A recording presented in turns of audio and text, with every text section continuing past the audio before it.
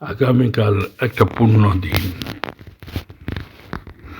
শ্রী শ্রী সরস্বতী পুজো। শ্রী শ্রী সরস্বতী দেবী হলেন বিদ্যা, জ্ঞান, সঙ্গীত ও শিল্পকলার অধিষ্ঠাত্রী দেবী। সরস্বতী পূজার মাধ্যমে আমরা জ্ঞান অর্জনের পথে অগ্রসর হওয়ার প্রেরণা লাভ করি। এই পূজা মানুষের অজ্ঞানতা ও অন্ধকার দূর করে আলোর পথ দেখায়। বিশেষ করে ছাত্রছাত্রীদের কাছে এই পূজার গুরুত্ব অপরিসীম, কারণ বিদ্যার উন্নতির জন্য দেবীর কৃপা প্রার্থনা করা হয়। মানুষ সরস্বতী দেবীকে ভালোবাসে কারণ তিনি জ্ঞানের প্রতীক। তিনি বাক শক্তি, সৃজনশীলতা ও বুদ্ধির বিকাশ ঘটান। তার আশীর্বাদে মানুষ সঠিক পথে চিন্তা করতে পারে এবং জীবনে সাফল্য লাভ করে। অধিকাংশ ছাত্রছাত্রী সরস্বতী দেবীকে ভালোবাসেন কারণ তিনি বিদ্যার দেবী।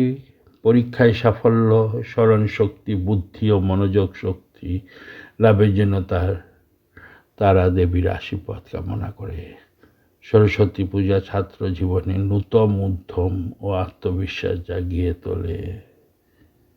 Sri Saraswati Devi is the goddess of knowledge, wisdom, music, and art. Saraswati Puja is celebrated to seek her blessings for learning and enlightenment.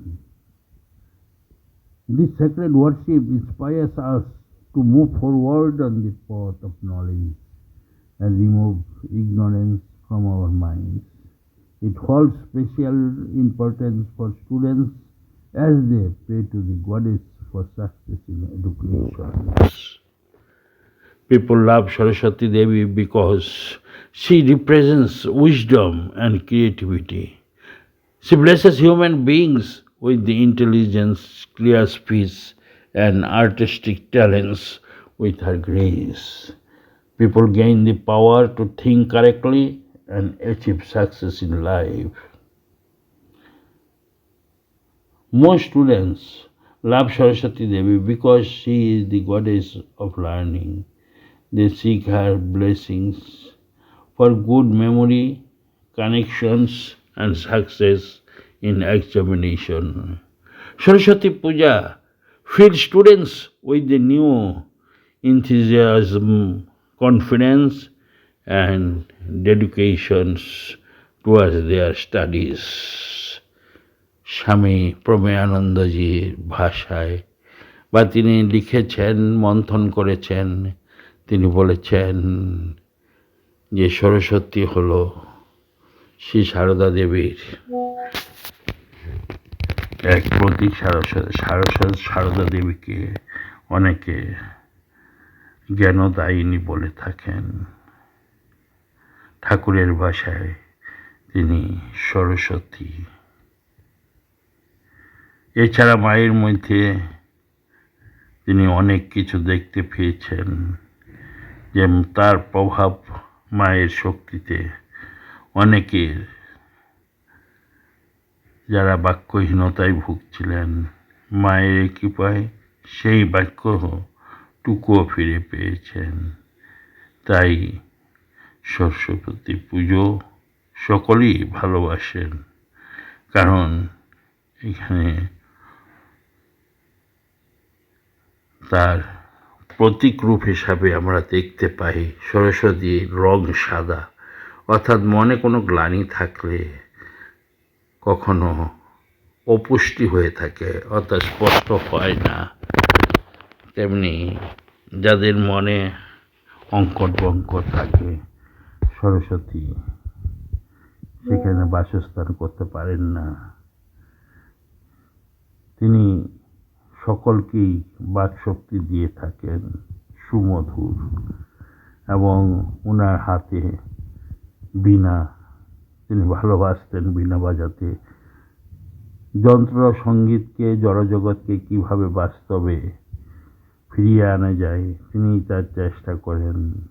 আর এক হাতে থাকে ওনার অভয়দান, আর ওনার প্রতীক যে হংস সাদা থাকে, কারণ সাদাতে সকল কিছুই যদি কলুষিত থাকে তাহলে স্পষ্ট করে ফুটে ওঠে। তাই সাদার মাধ্যমে আমরা দেখতে পাই যার মন সাদা সে ভগবানের সন্নিকটে চলে যায়। হাঁস দুধটুকু থেকে ছানাটুকু নেয় আর বাকি জলটুকুকে ফেলে দেয়। অর্থাৎ হাঁসকেও দেখা যায় ওখানে যখন সাঁতার কাটে তখন এঁকে বেঁকে কাটে না, সোজা সাঁতার কাটতে থাকে। অর্থাৎ সকলের মাধ্যমে দেখতে পাওয়া যায় মন যদি পরিষ্কার থাকে, মন যদি ভালো থাকে, মায়ের অধিষ্ঠান সেখানে বেশি হয়। আগামীকাল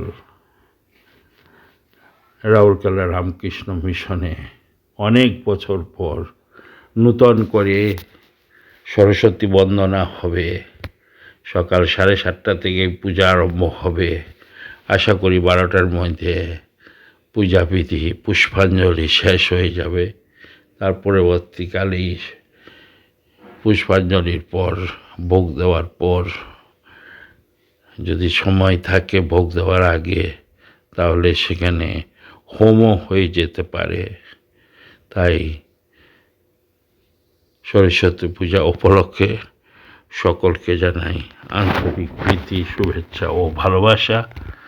অনেকে মনে করেন যে প্রসাদের উল্লেখ করা হয়নি, অর্থাৎ ছোট বাচ্চারা বেশিক্ষণ ক্ষুধা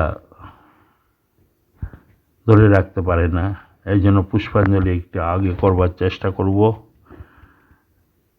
11:30 থেকে 11:30 মধ্যে যদি হয়ে যায় তারা আগে পুষ্পাঞ্জলি দিয়ে বেরিয়ে আসবে। এবং সকলকে অনুরোধ করা হয়েছে যারাই আসবেন তারা হাতে হাতে আমাদের ঠাকুরকে যেটা অফার করা হয়েছে আপনাদের হাতে সেগুলোই পৌঁছে যাবে। সকলকে জানাই আন্তরিক প্রীতি, শুভেচ্ছা ও ভালোবাসা। তাই আগামীকাল সকল ছাত্র ছাত্রী, আশেপাশের জনসাধারণ সকলকে অনুরোধ করা হচ্ছে আসুন আমরা সকলে মিলেমিশে সরস্বতী পূজা করি। ধন্যবাদ।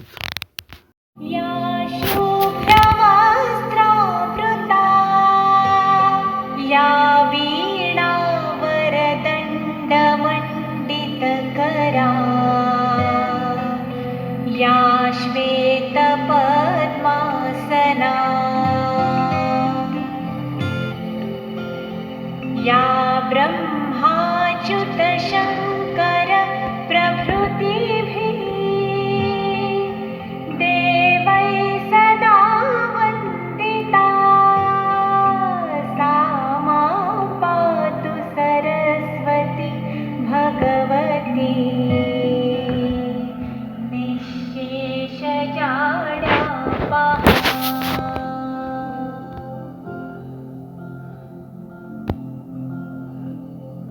शुक्लां ब्रह्म विचारसार परामां आद्यां जगद्व्यापिनीं वीणां पुस्तकधारिणीमभयदां